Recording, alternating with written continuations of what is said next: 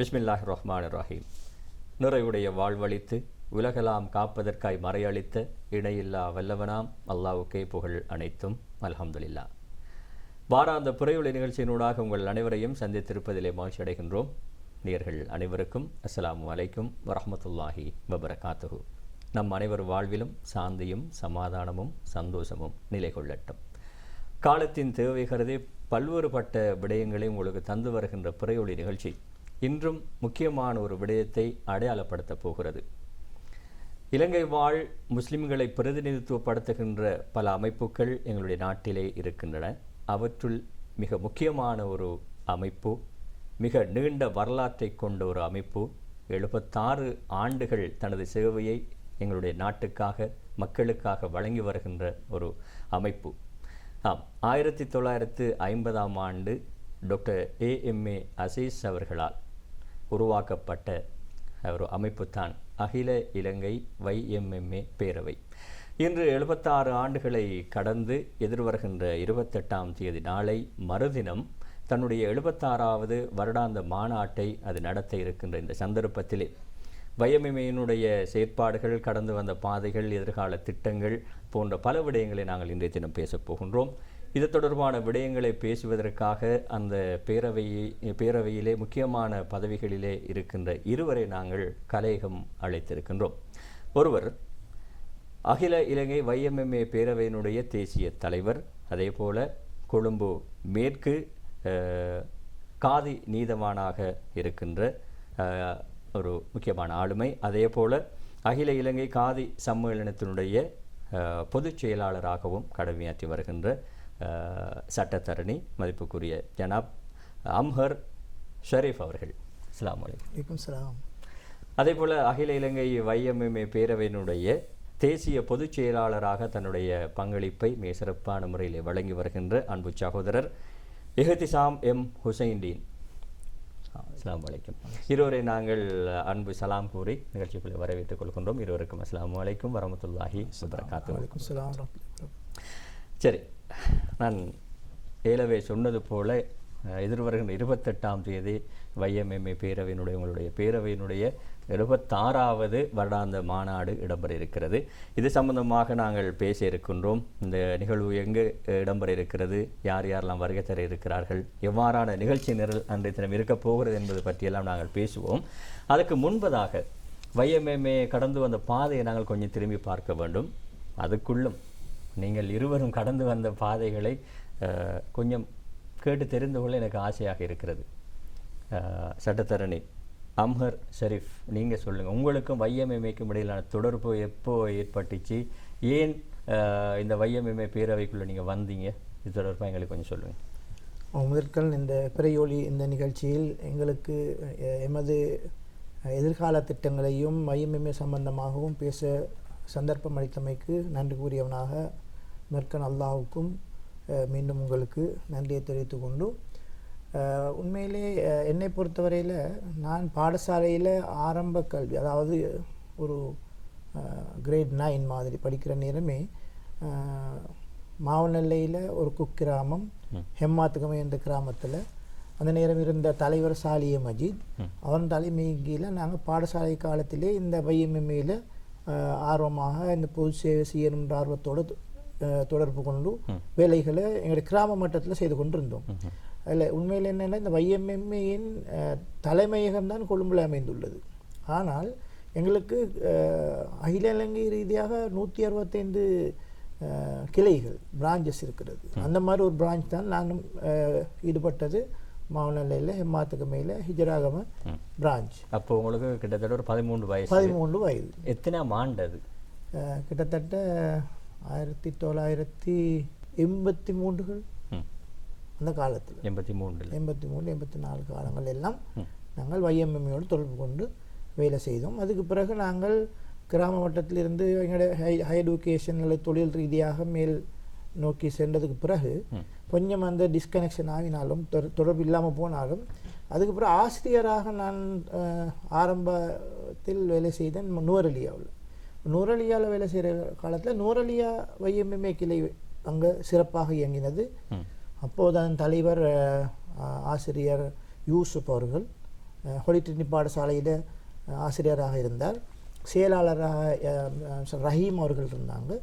அவங்களோட தலைமையின் நான் நூறலியில் YMMAயில் ஈடுபட்டு, உங்களுக்கு தெரியும் தெரியல, நூறலியில் முஸ்லீம் பாடசாலை ஒன்று இருக்கல்ல, நூறலிக்காக ஒரு முஸ்லீம் பாடசாலை இருக்கல்ல.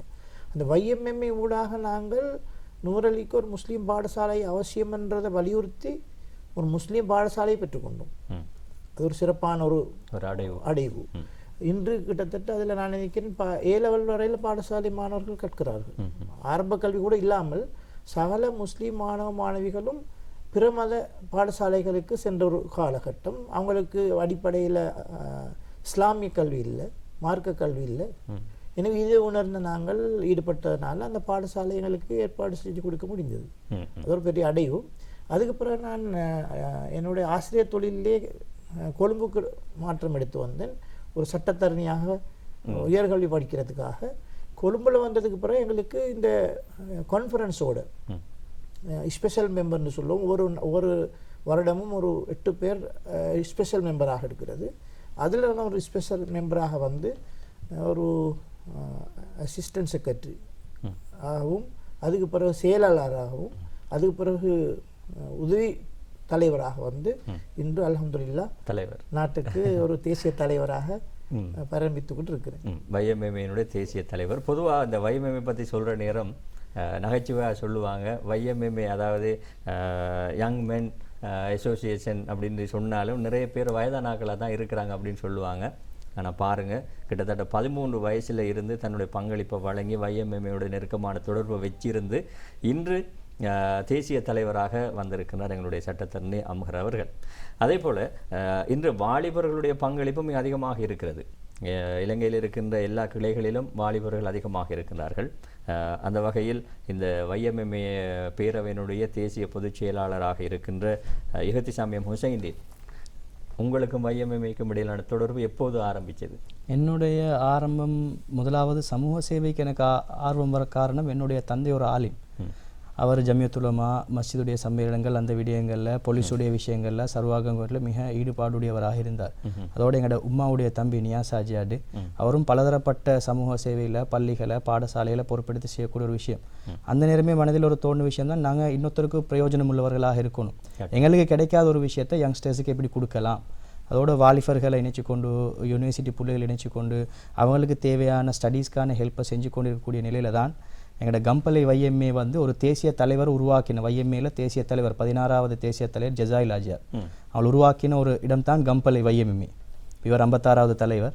ஸோ அந்த YMA ஏதோ சில பலகீனங்கள் காரணமாக ஆக்டிவ் இல்லாமல் இருந்துச்சு.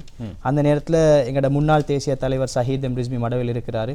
அவர் உபத்தலைவராக இருக்கக்கூடிய நேரத்தில் அந்த கண்டி மாவட்ட பணிப்பாளர் வந்து இப்படி ஒரு YMA ஒரு சப்ஜெக்ட் ஒன்று இருக்குது, யூஸ்க்காக இயங்கக்கூடிய ஒரு விஷயம், நீங்கள் அதை பொறுப்பெடுத்து செய்யுங்கோ, நாங்கள் பின்னுக்கு இருந்து உங்களுக்கு பக்கபலமாக இருப்போம்னு சொன்னாங்க. அதுபோல் நான் பழைய மூத்தாக்களை தேடி சென்றேன். அவங்கள வச்சே நாங்கள் இதை திருப்பி மீள் கட்டி எழுப்புவோம்ண்டு. ஆனாலும் அவங்களுடைய பின்வாங்கல் காரணமாக நானே பொறுப்பெடுத்து யங்ஸ்டர்ஸை போட்டு சரியாக ஒரு 2 வருடங்கள், அதாவது ஏண்ட 20 வயதில் நான் சேர்ந்தது, இன்றைக்கு 28 வயது சரியா. ஸோ அப்போ நீங்கள் அந்த வாலிபர்களை பற்றி சொன்னதுனால நான் சொல்கிறேன். அதே போல் தேசிய பொதுச் பொருளாளராக ஃபிர்தௌஸ் இருக்கிறார், அவருக்கும் 30 வயது. அப்போ கீ பொசிஷன்ஸில் யங்ஸ்டர்ஸ் தான் இருக்கிறாங்க அல்ஹம்துலில்லாஹ். ஸோ அந்த வகையில் அந்த 2 வருடங்கள் நான் செஞ்சு விட்டு கான்ஃபரன்ஸ்லேயும் 2 வருஷம் தான் ஒரு தேசிய தலைவர் இருக்கிற வகையில் நான் 2 வருஷம் ஒரு பிரான்ச்சை கட்டி எழுப்பிட்டு கான்ஃபரன்ஸ்க்கு வந்து சொன்னேன், இன்றைக்கு எங்களுடைய கம்பலையே நாங்கள் மீள் கட்டி எழுப்பிட்டோம். முன்னாள் தலைவர் எல்லாரும் சப்போர்ட் பண்ணாங்க அந்த விஷயத்தில்.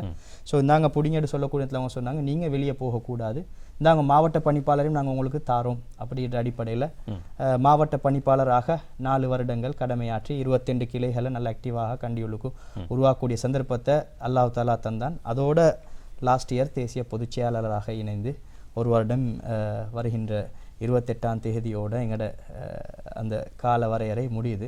அதுக்கு பின்னால் AGM நடக்கும். அதுக்கு பின்னால் அடுத்த நகர்வுகளை எங்களுக்கு காணலாம். இன்ஷா அல்லாஹ் இன்ஷா அல்லாஹ். தொடர்ந்து உங்களுடைய சேவை மக்களுக்காக இருந்து கொண்டு இருக்கும் என்பதிலே ஐயப்பாடு இல்லை. அந்த YMMA அந்த கட்டமைப்பை கொஞ்சம் எங்களுக்கு சொல்லிடலாமா? உண்மையில் இந்த கிளைகள் தான் ஆரம்பம். அகில இலங்கை YMMA ஆரம்பம் 1917 தொடங்கினது. 50ஆம் ஆண்டு உங்களுக்கு தெரியும், ஒரு அறிஞர் அதே போல் ஒரு சிவில் சேவன் ஏஎம்ஏ அசீஸ், அவங்க சிவில் சேவனராக இருக்கிற நேரம் போகிறாரு எகிப்துக்கு. போன நேரம் அங்கிருந்து எகிப்திலிருந்து ஒரு கான்செப்ட் எடுத்துக்கொண்டு வந்தார். வந்து தான் இந்த கான்ஃபரன்ஸ் உருவானது. அந்த கான்ஃபரன்ஸுக்கு முன்னுக்கு கிளைகள் இருக்கிறது. கிளைகளிலிருந்து அதுக்கு பிறகு ஒவ்வொரு கிளைகளும் இந்த கான்ஃபரன்ஸோட தொடர்பு கொள்ளும். நாங்கள் வருடாந்த எங்களோட பேரவை கூட்டத்தில் கான்ஃபரன்ஸ்லேருந்து இப்போ 165 கிளைகள் இருக்கிறது. கான்ஃபரன்ஸுக்கு அந்த கிளைகளிலிருந்து 11 கிளைகளை தெரிவு செய்வோம். அது ஒரு மொத்தம் எத்தனை கிளைகள் இருக்கு? 165 கிளைகள். அப்போ அந்த 165 11 கிளைகள் எங்களோட எக்ஸ்கோ, அதாவது முக்கியமான இந்த இதுக்கு வரலாம், வடிக்கு வரலாம். அப்போ ஒவ்வொரு வருடமும் அந்த 11 கிளைகளும் மாறி மாறி வரும். அவர்கள் போட்டியின் அடிப்படையில் தேர்தல் ஊடாக வரணும். அப்போ அந்த நேரம் எல்லா கிளைகளுக்கும் வார சந்தர்ப்பம் கிடைக்கும். அப்போ அந்த கிளைகளில் இருந்து தான் நிர்வாகத்துக்குரியவர்களும் வருவாங்க.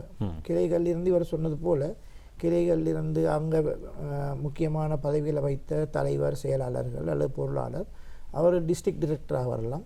அதுக்கு பிறகு இங்கே நேரடியாக கான்ஃபரன்ஸுக்கு உபத்தலைவராக அல்லது செயலாளராக, அதுபோல் உதவி செயலாளராக அப்படி வந்து கான்ஃபரன்ஸில் உபத்தலைவராக வந்து தலைவராக வரலாம். எல்லாமே வந்து ஒரு நேர்த்தியான தெரிவின் அடிப்படையில் தான் நடைபெறும். யாரும் திடீர்னு வந்து மேலிருந்து ஹைஜெக்ட் ஆகி வந்து இறங்க முடியாது. அதுவும் அதே அடிப்படையில் எங்களோட மாவட்ட பணிப்பாளர்கள் வரக்கொள்ளே அது பிரசிடென்ட்டுடைய அப்பாயின்மெண்ட். அந்த காலத்தில் யார் தலைவராக தெரிவு செய்யப்படுற தேசிய தலைவர் அவருக்கு ஏதுவான ஆக்களை தெரிவு செய்வாங்க. அதுலேயும் நாங்கள் என்ன செய்யறது சொன்னால் அந்த கிளைகள் ஊடாக ரெக்கமெண்ட் பண்ணி அனுப்பணும். எங்களுக்கு இவரோட ஒர்க் பண்ணுறது கொஞ்சம் ஃப்ளெக்சிபிளாக இருக்குது, 2 பேர் அனுப்பினா அதில் ஒருத்தர் தான் தேசிய தலைவர் தெரிவு செய்வார். அதே போல் வேலை திட்ட தவிசாளர்கள் ப்ரொஜெக்ட் சேர்மன் 5 பேர் இருக்கிறாங்க. அவங்களுக்கு நாங்கள் ஒரு க்ரைட்டேரியா வச்சு ஹெல்த் இருக்குது, அதே நேரத்தில் எடியூகேஷன் சொல்லியிருக்குது, அதே மாதிரி எங்களோட primary preschool education development இருக்குது. இது மாதிரி 5 க்ரைட்டேரியாக்களை கொடுத்து அவங்க அந்த லெவலில் ஓடுவாங்க. அதே போல் நாங்கள் சில தேவையான கட்டங்களில் சில மெம்பர்ஸை உள்வாங்கக்கூடிய நேரத்தில் ஸ்பெஷல் மெம்பர்ஸாக விசேட அங்கத்துவர்கள்னு சொல்லி நாங்கள் 8 பேரை உள்வாங்குவோம். அவங்களும் வந்து அவங்களோட தேவை, அதாவது செயலாளர்களாக, பொருளாளர்களாக அல்லது அவங்களுடைய ஏதோ ஒரு பங்களிப்பை உள்ளுக்கு வந்து வழங்கணும் இருக்கக்கூடிய கட்டத்தில் ஸ்பெஷல் மெம்பர்ஸாக நாங்கள் உள்ளுக்கு எடுப்போம். ஆனால் தேசிய தலைவராக போகணும்னு வரக்கூடிய நேரத்தில் அவங்க கீ ஒஃபீஷியல்ஸாக தேசிய பொதுச் செயலாளர் அல்லது தேசிய பொது பொருளாளராக அந்த வகையில் ஒரு கீ ஒஃபீஷியல் அல்லது ப்ரொஜெக்ட் சேர்மனாக ஆஃபீஸ் பிஆர்எஸ் என்று சொல்லுவோம். அதில் 3 வருஷம் இருந்திருக்கிறோம். அப்படி 3 வருஷம் இருந்தவங்க தான் உபத்தலைவராக போகலாம். அந்த உபத்தலைவர்கள் இருந்து தான் தேசிய தலைவர் உருவாக்கப்படும். அதாவது சொல்ல வர விஷயம் என்னடா, வாரத்துக்கு எந்த பாதைகளும் மூடப்பட்டும் இல்லை, குறிப்பிட்ட இப்படிப்பட்டவர்கள் தான் வரணும் என்பதும் இல்லை. அதே நேரத்தில் தலைமைத்துவத்துக்கு போகிற நேரத்தில் முறையாக போக வேண்டும் என்ற வழிகாட்டலும் 2 சைடும் அந்த காலத்தில் இருந்தே அதை பிளான் அப் பண்ணி ஒரு திட்டமிடலோடு அமைக்கப்பட்டிருக்குது. நேர்த்தியான திட்டமிடல். சரி, இப்போது இந்த உங்களுடைய YMMA பேரவையினுடைய அந்த வலய அமைப்பு பற்றி எப்படி இயங்குகிறது, என்ன மாதிரியான அந்த கட்டமைப்பு பற்றி? அதாவது எங்களுடைய தேசிய தலைவர் சொன்னது போல 167 கிளைகள் எங்களோடு இணைந்து இருக்கிறாங்க. அவங்க மாவட்ட பணிப்பாளர்கள் ஊடாக இயக்கப்படுறாங்க. அந்த மாவட்ட பணிப்பாளர்களுக்கு நாங்கள் மெசேஜை கொடுப்போம். எக்ஸ்கோக்கு அவங்க தானே வர்றாங்க. அதே நேரத்தில் 11 கிளைகள் எக்ஸ்கோக்கு வரும். ஒவ்வொரு மாதமும் எங்களுடைய எக்ஸ்கோ மீட்டிங் நடைபெறும். அதில் நாங்கள் ஒவ்வொரு விஷயங்களை ஷேர் பண்ணிக்கொள்வோம். அந்த அடிப்படையில் அவங்களுடைய கிராமத்தில் நாங்கள் இந்த வேலை திட்டத்தை தான் நீங்கள் செய்ய வேண்டும் என்று நாங்கள் வலியுறுத்தல. காரணம் என்னடா, பிரதேசத்துக்கு பிரதேசம் அல்லது மாகாணத்துக்கு ஒரு இடத்துக்கு ஏற்ற மாதிரி ஒவ்வொரு விடயங்கள் மாறுபடும். தேவைகள் வித்தியாசப்படும். அந்த நேரத்தில் அவங்க அதுக்கு ஏதுவான விஷயங்களை செய்வாங்க. அதையும் தாண்டி எங்களுடைய கான்ஃபரன்ஸின் ஊடாக சில வேலை திட்டங்கள் இருந்து கொண்டு வருது. அதாவது சொல்லலாம், எங்களுக்கு டிவோர்ஸ் விடோஸ் எம்பவர்மெண்ட் ஒரு வேலை திட்டம் இருக்கிறது. விதவை பெண்களை அவங்கள, அதே மாதிரி எங்களுடைய மற்ற பெண்களுடைய அந்த வழிகாட்டல்கள் அவங்கள நாங்கள் அப்லிஃப்ட் பண்ணி ஒரு தொழில் சார்ந்த விஷயங்களுக்கு, எஜுகேஷன் சார்ந்த விஷயங்களுக்கு அனுப்புறது வாழ்வாதார அடிப்படையில். 2வது எங்கள்கிட்ட இருக்குது வந்து ஸ்காலர்ஷிப் ப்ரோக்ராம் உண்டு. அதாவது வந்து பெண் பிள்ளைகளாக இருக்கலாம், ஆண் பிள்ளைகளாக இருக்கலாம், அவங்களுடைய ஹையர் எஜுகேஷனை முடிச்சு ஒரு சிறந்த தலைவர்களாக நாட்டிற்கு வாரத்துக்கு அந்த எஜுகேஷனுக்குரிய சப் கமிட்டி ஒன்று இருக்குது.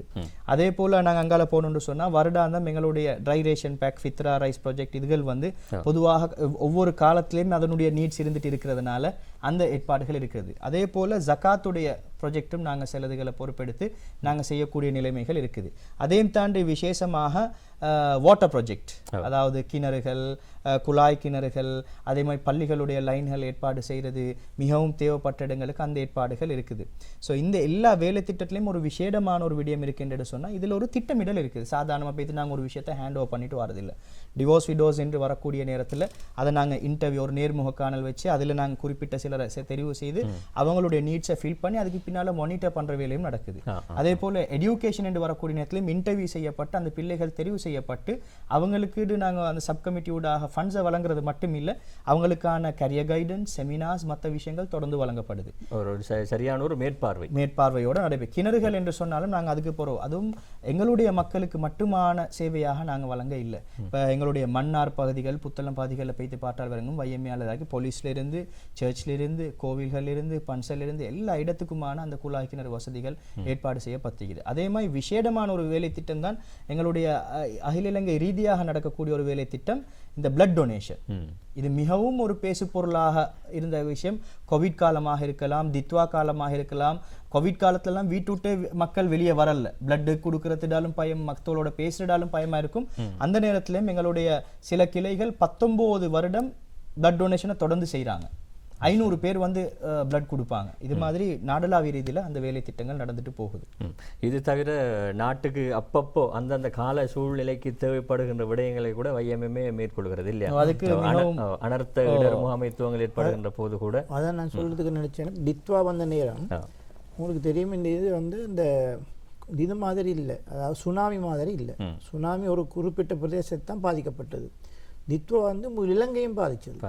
அப்போ அதில் குறிப்பிட்ட கம்பல் அல்லது அங்கிட்டு இந்த குருநகல் பக்கம், அடுத்தது பண்டாரவேலை, இங்கிட்டு போனால் ஈஸ்டர்ன் சைடு எல்லாம் நிறைய பாதிக்கப்பட்டது. அப்போ எங்களுக்கு வசதியாக இருந்தது என்னென்னா, நான் கொழும்பில் ஒரு முக்கியமான ஒரு காரியாலயத்தை அமைச்சு அதுக்கு ஒரு சேர்மன் இருக்கிறாரு, அனர்த்த முகாமைத்துவ சேர்மன் ஊடாக நாங்கள் முழு இலங்கைக்குமான அதாவது உதவிகளை செய்து கொண்டிருந்தோம், பங்களிப்புகளை செய்து கொண்டிருந்தோம். இங்கே உங்களுக்கு தெரியும், பக்கத்தில் கொலன்னாவையில் நாங்கள் போட் சர்வீஸ் எல்லாம் கொடுத்து அதிகமானவங்களோட உயிர்களை காப்பாற்றி அந்த மாதிரி விடயங்களை செய்தோம். அது முக்கியமான ஒரு பங்களிப்பு. அதே போல் உங்களுக்கு சொல்லணும் என்னென்றால், இப்போ இது வந்து ஒரு இளைஞருக்கான ஒரு முகாம் தானே அகில இலங்கை வையமே. அப்போ நாங்கள் லோக்கலாக உள்நாட்டிலேயும் நாங்கள் அவர்களுக்கான தலைமைத்துவ பயிற்சிகளை கொடுத்து கொண்டிருக்கிறோம்.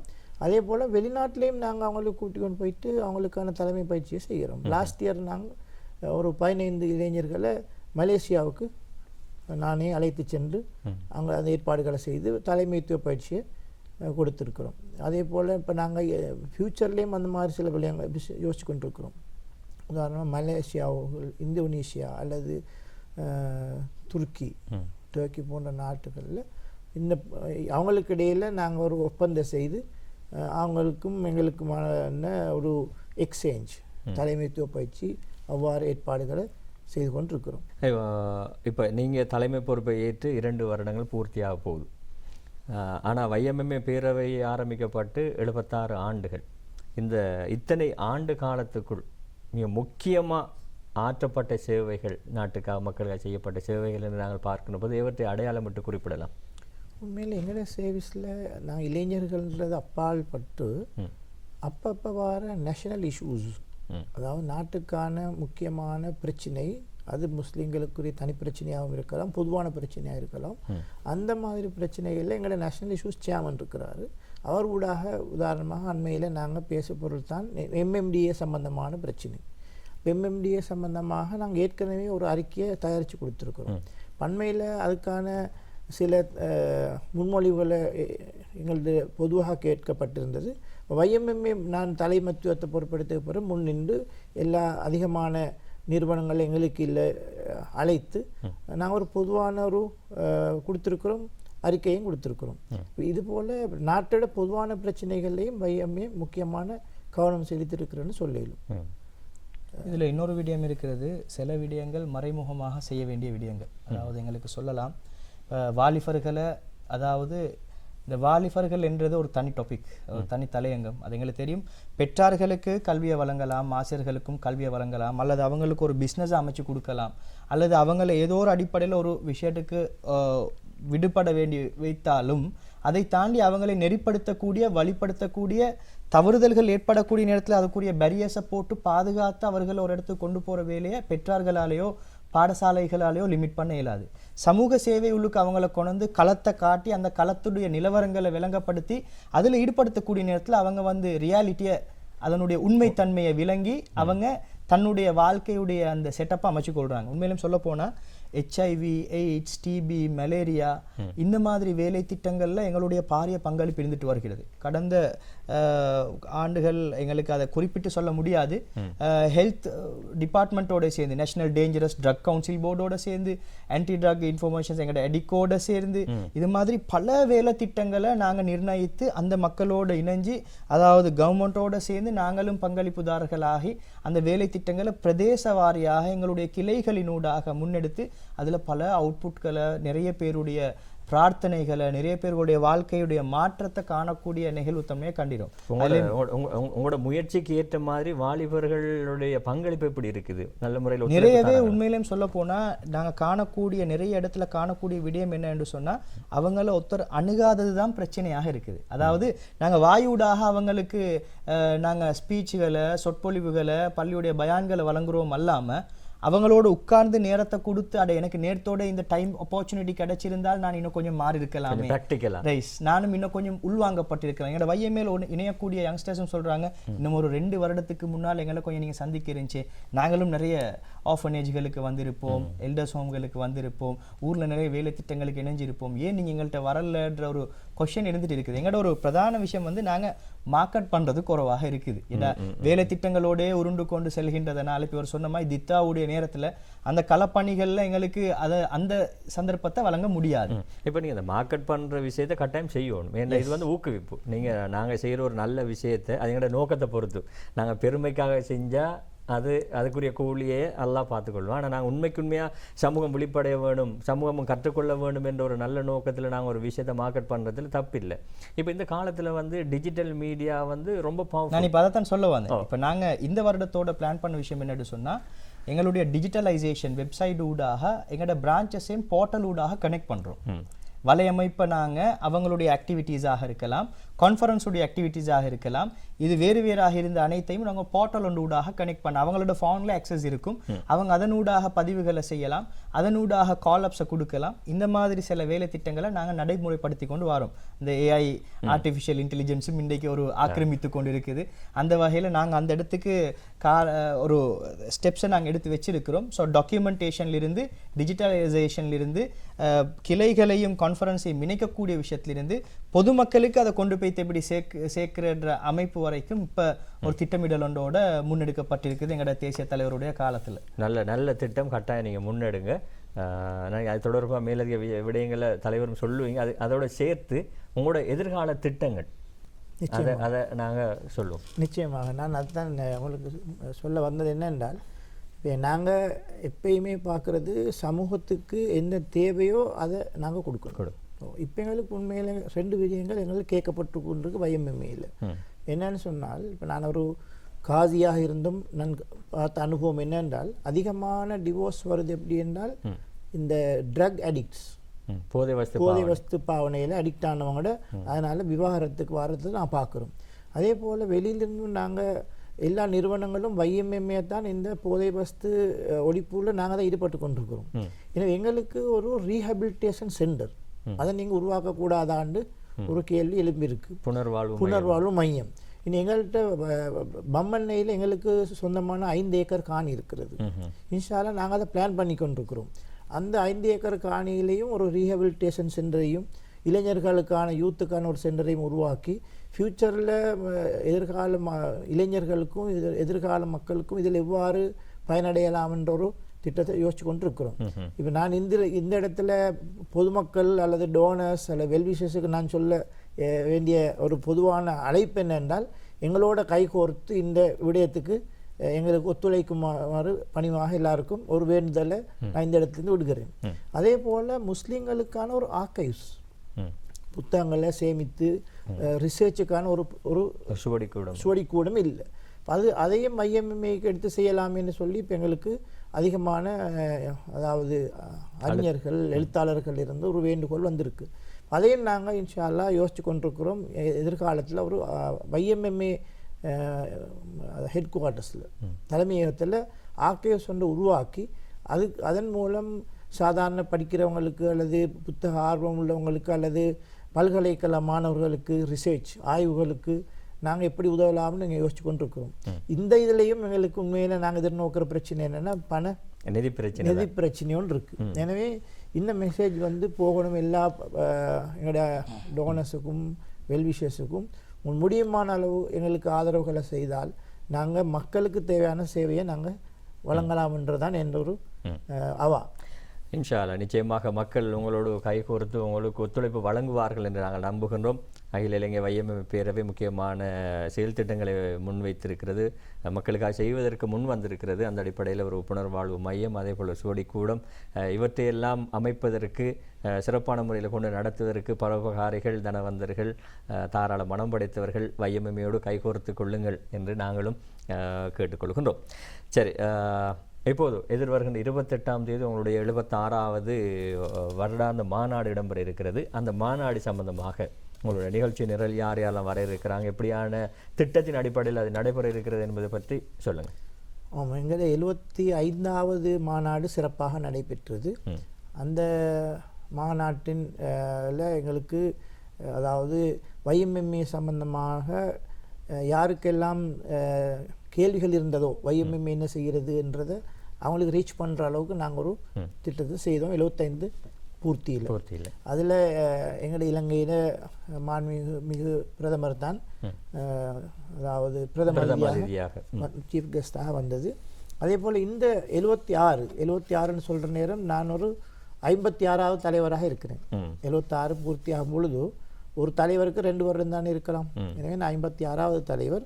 அந்த வகையில் இந்த முறை இலங்கையிட வெளிநாட்டு அமைச்சர் கௌரவ விஜித் ஹேரத் அவர்களை நாங்கள் பிரதமதியாக அழைத்திருக்கிறோம். அதே போல் பாராளுமன்றத்தின் பிரதி சபாநாயகர் அவர்களை நாங்கள்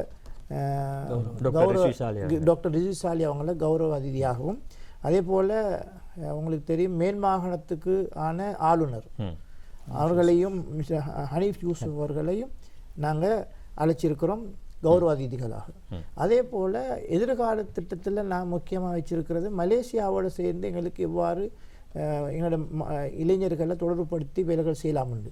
மலேசியாவிலிருந்து நாங்கள் ஒரு சிறப்பு அதிதியையும் அவர் மிஸ்டர் நூமான் ஹனி பின் ஜமால் அவங்க சிறப்பு அதிதியாக வரார். மலேசியாவிலிருந்து வரார். அதே போல் நேற்று எனக்கு தந்தாங்க, நான் டர்க்கியோட சில தொடர்புகளை வச்சிருக்கேன் நான் சொன்னேன் ஏற்கனவே. டர்க்கியிலிருந்தும் ஒரு சிறப்பு அதிதி எங்களோட சேர்ந்து, அது மட்டுமல்லாமல் பொதுவாக எல்லா தூதரகங்களிலும் அதனுடைய பிரதிநிதிகள் கட்டாயம் எங்களுக்கு வர்றது, தூதுவர்கள் வருவார். லோட்டஸ் டவர்ல தான் இந்த முறை ஏற்பாடும் செஞ்சிருக்கிறோம்.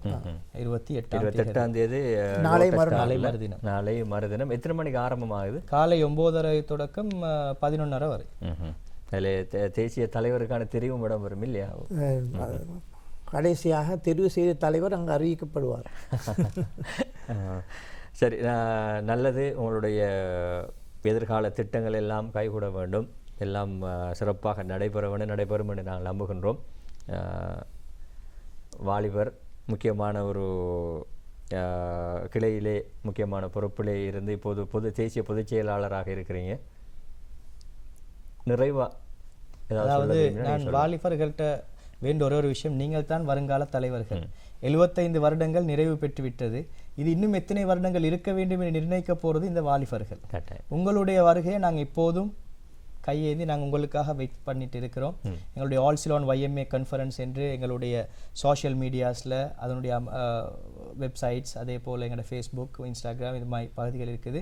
நீங்கள் அதில் மெசேஜை போட்டு குறிப்பிட்ட ஏரியாக்களோடு இணைந்து கொள்ளலாம், அல்லது எங்களோட மாவட்டங்கள் ஊடாக கிளைகளோடு இருந்து எங்களோட நீங்கள் ட்ராவல் பண்ணலாம். அதே போல் உங்களுடைய என்ன தேவைகள் இருந்தாலும் நாங்கள் அது ஒரு அமைப்புள்ளு கொண்டு வந்து அதை நிறைவேற்ற தயாராக இருக்கிறோம். நாங்கள் எல்லோரும் ஒன்று சேர்ந்து அந்த டாக்டர் ஏஎம்ஏ அசீஸ் அண்ட் 1950 இது எவ்வாறான ஒரு நிலைமைக்கு கொண்டு போக வேண்டும் என்று அவர் கட்டமைப்பதின் அடிப்படையில் எங்களோட மொட்டோவாக இருந்து கொண்டிருக்குது ஃபேத், யூனிட்டி, டிசிப்ளின். அதாவது நம்பிக்கை, அதே மாதிரி ஒற்றுமை, அதே போல் ஒழுக்கம். இந்த 3 விடயத்தையும் முன்னிறுத்தி அவர் இந்த விடயத்தை அழகான முறையில் எல்லாரையும் ஒன்றிணைத்து ஒழுக்கத்தோட நம்பிக்கையோடு ஒரு இடத்துக்கு கொண்டாரு. அதை நாங்கள் அடுத்த வாலிபர்களாக நாங்கள் இந்த இடத்தை நிரப்புவோம். அதை தலைமைத்துவத்துக்கு ஒரு பக்கபலமாக நாங்கள் யூஸ் பண்ணுவோன்று வேண்டி விடைபெறுகிறேன்.